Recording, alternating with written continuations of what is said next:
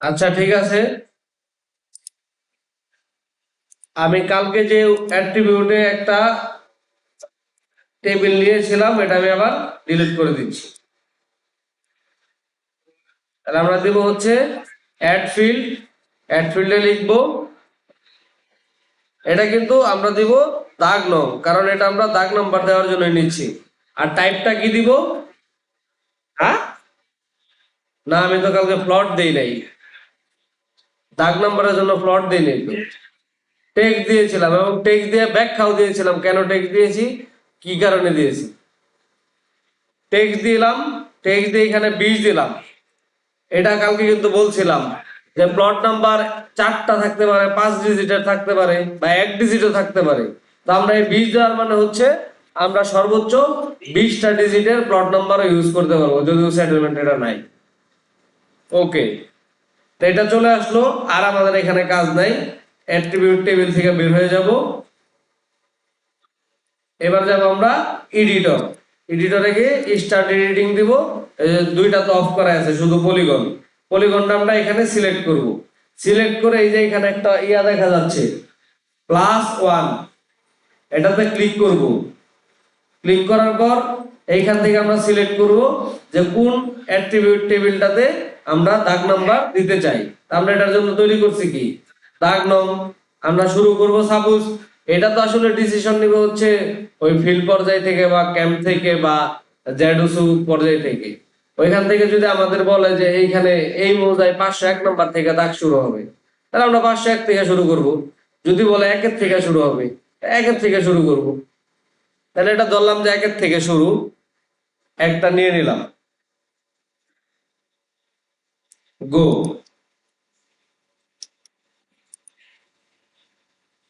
হলো না?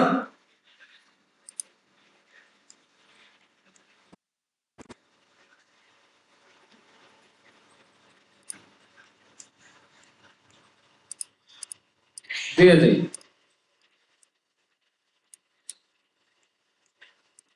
বুঝছেন কিনা সবাই,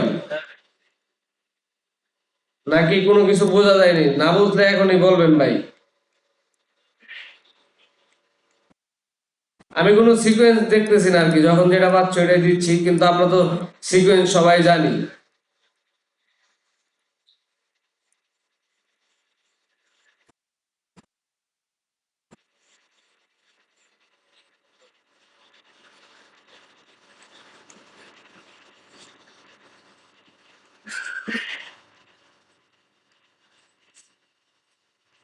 সাপোজ যদি একটাতে একটু ভুল হয়ে যায়, তাহলে আমরা কি করব? এই স্টার্ট এডিটিং গিয়ে আমরা প্লট নাম্বার এডিট করা শিখছি না, রাইট বাটন অ্যাট্রিবিউট, এটা তো আর বলার কিছু নাই। আবার দেখবেন কাজ করতে যায় মাথায় নেই, ওটা তো ওই সিস্টেমে করছিলাম, ওইটা তো ওইখানে এভাবে এডিট হয়, কিন্তু এইখানে তো এডিটটা কেমনে করি, এই প্রশ্ন যাতে না শুনি এই জন্য কিন্তু আগেই ভেঙে দিলাম। কারণ কাজ কিন্তু দুইটা দুই প্যাটার্নের হইলেও কাজের ধরন কিন্তু সেম। আমরা কিন্তু অলরেডি আমাদের আগের কাজের ধরনে চলে যাব, জাস্ট মাত্র এই প্লট নাম্বারটা দেওয়া শেষ হইলি।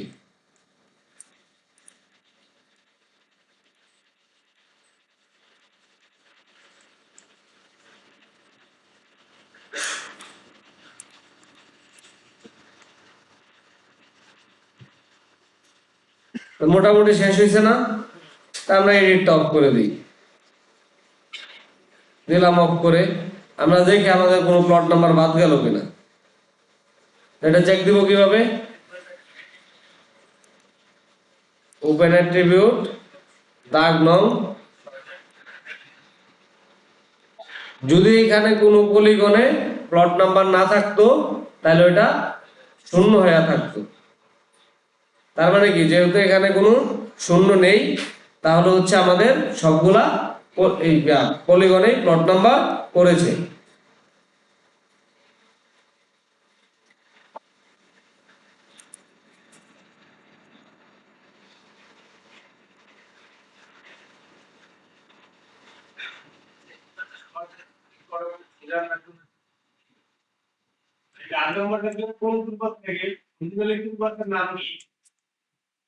এই যে +1, +1 হচ্ছে আমরা যেমন এন এন অটো ইনক্রিমেন্ট এরকম কি বলে প্লাগইনস ইউজ করেছি না, এটা হচ্ছে এরকম একটা প্লাগইনস। তো আপনারা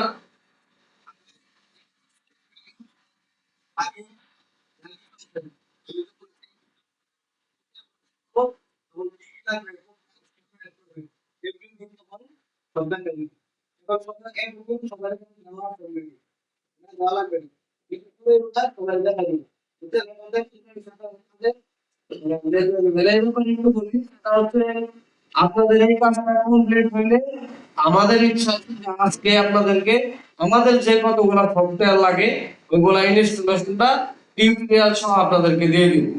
এটা এর আগে আমরা কখনো কোনো ব্যাচে সময় পাইনি, কোনো ব্যাচকে দিতে পারি। তো এটা আপনারা পাবেন যদি আপনারা ওই যে আগে যেভাবে কভার করছেন এইভাবে যদি করেন। তো আজকে যদি কাজ শেষ করেন তাইলে আমরা দেখাইতে পারবো, আর যদি কাজ শেষ না করতে পারেন তাহলে আমরা দেখাইতে পারবো না। এটা ডিপেন্ড করবে আপনাদের উপরে। তা আমাদের এখানে কি ইংলিশ হইলো, ইংলিশটা তো আমরা বাংলা করতে পারবো, এটা তো কোনো বিষয় না। তো এরপর আমাদের আরেকটা জিনিস দরকার, সেটা হচ্ছে এরিয়া। তাহলে আবার আমরা ওপেন অ্যাট্রিবিউটে যাব, এইখান থেকে একটা অ্যাড ফিল্ড নিব, অ্যাড ফিল্ড নিব হচ্ছে এরিয়া।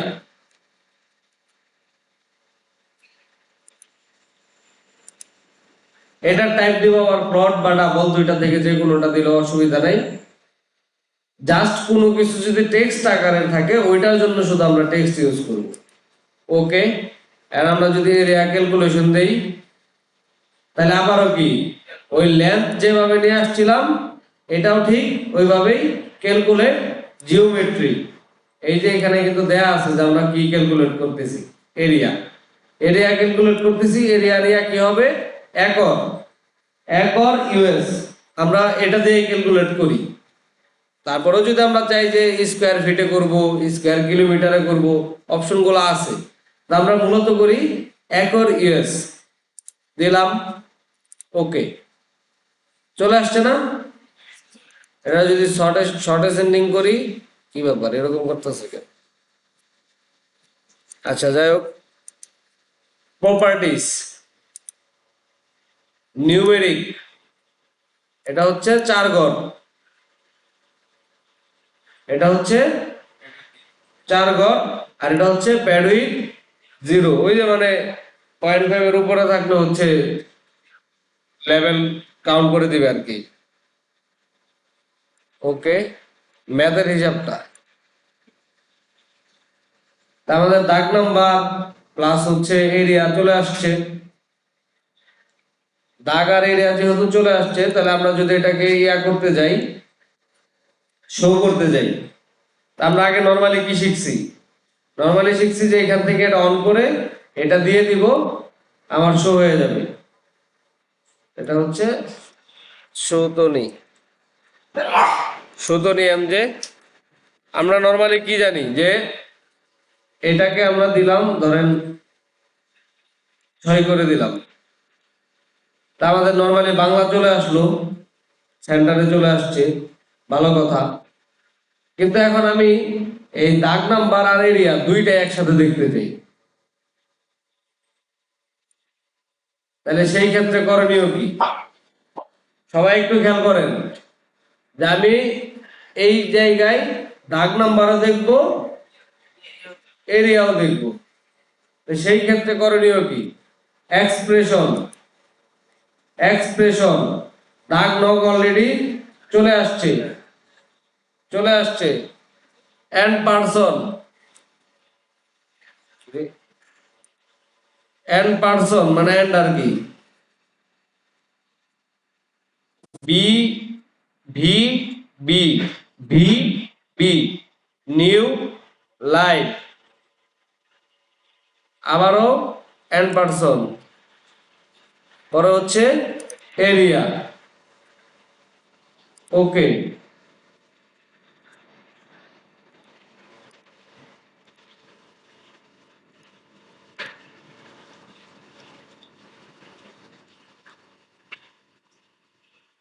আসছে না? হ্যাঁ, একর ইউএস, এই ক্যালকুলেট আমি যেই ইসে করব আমার ওইটাই আসবে। এখানে এরিয়া দেখানো হয়েছে একরিয়াসে, এই জন্য একরিয়াসটাই দেখানো হইলো। তা আমার এরিয়া চলে আসলো, প্লট নাম্বারও দিয়ে দিলাম। হ্যাঁ, কিছু বলছেন? ইয়েস মানে কি বুঝলেন? আমেরিকান স্ট্যান্ডার্ড আর কি।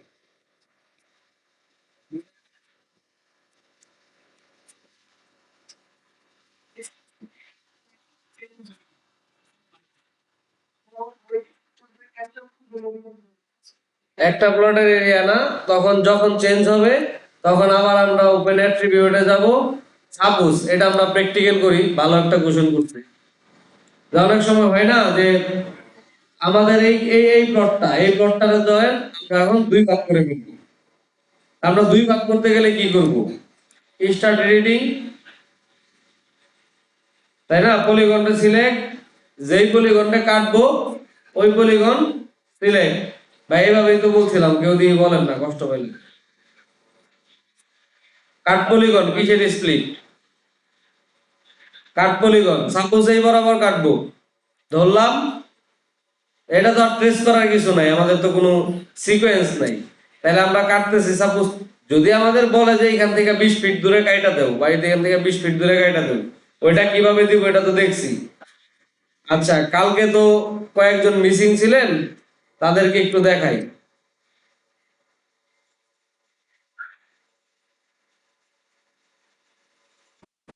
আমরা এই পলিগনে ক্লিক করব, এই সার্কেল অপশনটা নিব, নেওয়ার পরে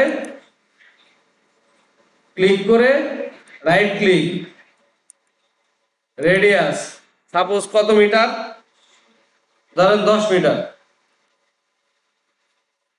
এইখান থেকেও 10, এইখান থেকেও 10, তাই না? তাহলে এখন যদি আমি এটা এডিট করতে যাই, তাহলে আমি এটাকে যে পলিগনকে কাটবো ওই পলিগন সিলেক্ট, আমি আর লাইন ড্র করলাম না, সরাসরি কেটে ফেলবো। যে পলিগনকে কাটবো ওই পলিগন সিলেক্ট, কাট পলিগন, যে পয়েন্ট থেকে কাটা শুরু করব ওই পয়েন্ট, যে পয়েন্টে কাটা শেষ করব ওই পয়েন্টে ডাবল ক্লিক।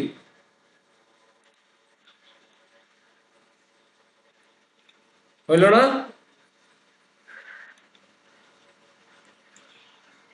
এখন কিন্তু এইটাও 2, এটাও 2, তাহলে আমাদের চেঞ্জ করার হয় কি? রাইট বাটন, অ্যাট্রিবিউট, এটা কত হবে? 3 কেন? হ্যাঁ, লাস্ট সংখ্যা আছে 95, তাহলে এটা কত হবে? তাহলে এটা কি হইলো? 8 গুণ। যদি এখানে আমি ওই 5 মিস করে আসতাম, তাহলে ওটা হয়তো 14। তাহলে যেহেতু আমি কোনো কিছু মিস করি নাই, তাহলে এটা কি হবে? বাটা দাগ। বাটা দাগটা কত হবে? 96। 96 কার বাটা? 2 এর বাটা বা 1 এর বাটা, কাছে যেটা আছে। আর ওই সিম্বলটা কেন দেওয়া হয় যে 2 এর বাটা, 1 এর বাটা বা 50 এর বাটা? যাতে এটা খুঁজে পাওয়া যায় যে অমুক জায়গায় আছে। এটা কিন্তু প্র্যাকটিক্যাল হয়ে গেল। এই যে কিন্তু আমার এরিয়া কিন্তু এখানে চেঞ্জ হয় নাই, ঠিক আছে? এই এরিয়াও যা আছে, এই এরিয়াও তা আছে। দুদাল, খেয়াল কইরা, হ্যাঁ। স্টপ এডিটিং, অবশ্যই অ্যাট্রিবিউটে কাজ করলে স্টপ এডিটিং মাস্ট। এই যে এরিয়া, এরিয়াতে click, right button, calculate geometry, square মিটারের জায়গায় একর ইউএস। ওকে, দেখি চেঞ্জ হয়েছে কিনা। এটা কত? 0.2785। আর এটা চেঞ্জ হয়েছে। যেই কয়বারে আমরা কাটবো, চেঞ্জ করব, যাই করি না কেন, কোন সংযোজন পরিবর্তন যাই করি না কেন, প্রত্যেকটার পরে আমরা ক্যালকুলেট জিওমেট্রি দিয়ে দেব। যখন ক্যালকুলেট আবার করে দিব তখন জিনিসটা ওকে। আর যদি ক্যালকুলেটটা না করি, তাহলে এই ঘটনা কিন্তু কালকেও দেখাইছে।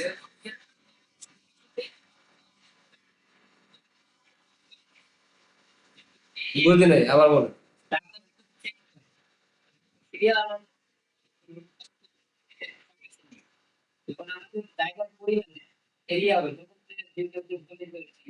শর্ট অ্যাসেন্ডিং আর ক্যালকুলেট জিওমেট্রি দুইটার কাজ তো দুইটা। শর্ট অ্যাসেন্ডিং করতেছেন আপনি সিরিয়াল ঠিক করার জন্য, আর ক্যালকুলেট জিওমেট্রি করতেছেন হচ্ছে ক্যালকুলেশন করার জন্য। আপনি এটার সাথে যদি তুলনা দেন তাহলে হইতে পারে ওই যে আপনি টেক্সট স্ট্রিং থেকে যে দাগ নাম্বারে ফিল্ড ক্যালকুলেটর দিয়ে একটা ট্রান্সফার করে নিয়ে আসলেন, ওই ধরনের এটা একটা ক্যালকুলেটর। ওই ক্যালকুলেটরটা আপনার কাজ করে হচ্ছে আপনার ভিতরে ডাটাগুলো আমার ভিতরে ট্রান্সফার করে দেয়। কথা বুঝলেন? ফিল্ড ক্যালকুলেটর আপনার ভিতরে ডাটা আমার ভিতরে ট্রান্সফার করে দেয়, আর এই ক্যালকুলেট জিওমেট্রি আমার ভিতরের ডাটাই প্রকাশ করে দেয়, মানে আমার ভিতরে যা আছে ওইটাকে ক্যালকুলেশন করে দেয়। কথা ক্লিয়ার কিনা? এখন আপনি বলেন শর্ট অ্যাসেন্ডিং কেন করি আর ক্যালকুলেট জিওমেট্রি কেন করি?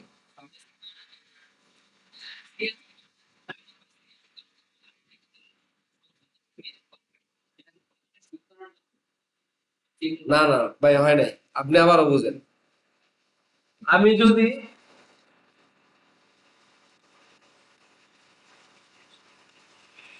শর্ট অ্যাসেন্ডিং এর সাথে এটার কোনো সম্পর্ক নাই, ওইটা আলাদা জিনিস, এটা আলাদা জিনিস। আর শর্ট অ্যাসেন্ডিং কিন্তু শুধু শর্ট অ্যাসেন্ডিং না, শর্ট অ্যাসেন্ডিং এ কিন্তু যখন আমরা শর্ট অ্যাসেন্ডিং করতেছি তখন হচ্ছে ছোট থেকে বড় আসতেছে। আরেকটা কিন্তু শর্ট ডিসেন্ডিংও আছে, ওইটা কিন্তু বড় থেকে ছোট আসবে। তাহলে ওই যে ক্লাস 1 2 তে পড়ছিলাম সাজিয়ে লিখুন বড় থেকে ছোট, সাজিয়ে লিখুন ছোট থেকে বড়, ওইটাই হচ্ছে শর্ট অ্যাসেন্ডিং, সাজিয়ে লিখুন ছোট থেকে বড়। আর শর্ট ডিসেন্ডিং সাজিয়ে লিখুন বড় থেকে ছোট। এটা মনে হয় ট্রুথিতে পড়ছিলাম, ওই জিনিসটাই, আর কিছু না। আর ক্যালকুলেট জিওমেট্রিটা আমরা কেন করতেছি, এই যে যে কালকে দেখাইলাম আমরা লেন্থ বের করা দেখাইলাম না, তো লেন্থটা একটু দেখাই, লেন্থটা একটু দেখাই। এই যে আমাদের লেন্থ আসছে না, লেন্থ, এই লেন্থটা আমরা কি করছি, এক ক্লিকে যতগুলা ভার্টেক্স আছে সবগুলা লেন্থ চলে আসছে, তাই না? এইটার তো একটা ক্যালকুলেশন প্রয়োজন হয়েছে, একটা ক্যালকুলেশন প্রয়োজন হয়েছে না? এক ক্লিকে যে আমার সম্পূর্ণ জিনিসের মানে যেখানে যেখানে ভার্টেক্স আছে ওই ভার্টেক্স অনুযায়ী প্রত্যেকটা লেন্থ চলে আসছে, তাহলে এটার জন্য তো একটা ক্যালকুলেশন প্রয়োজন হয়েছে। ওই যে ক্যালকুলেশনটা করলাম ওই ক্যালকুলেশনের মেথডটাই হচ্ছে ক্যালকুলেট জিওমেট্রি দিয়া করতে হয়। তাহলে ক্যালকুলেশনের এটা ওয়ান কাইন্ডস অফ ক্যালকুলেটর। আমরা ম্যাথ করতে গেলে যেমন ক্যালকুলেটর ইউজ করি, তো এটাকে হচ্ছে এরিয়া ক্যালকুলেশন বা লেন্থের ক্যালকুলেশন, এটা করতে গেলে আমরা ওই ক্যালকুলেট জিওমেট্রি নামে একটা ক্যালকুলেটর ব্যবহার করি। এখন ক্লিয়ার কিনা? তাহলে আমরা কি বললাম যে ক্যালকুলেট জিওমেট্রিটা হচ্ছে ওয়ান কাইন্ডস অফ ক্যালকুলেটর। এটুকু মনে থাকলে আর কিছু বলার কথা না, আই থিঙ্ক।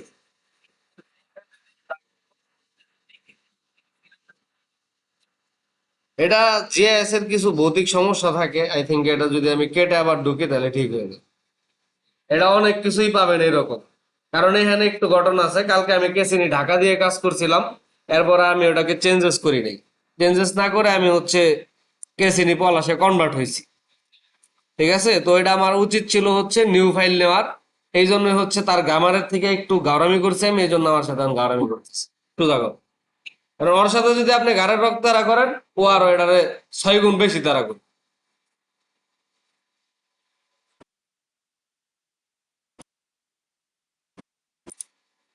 তাই আমি যদি কেটে দেই, কেটে দিলেই ঠিক হয়ে যাবে আশা করি।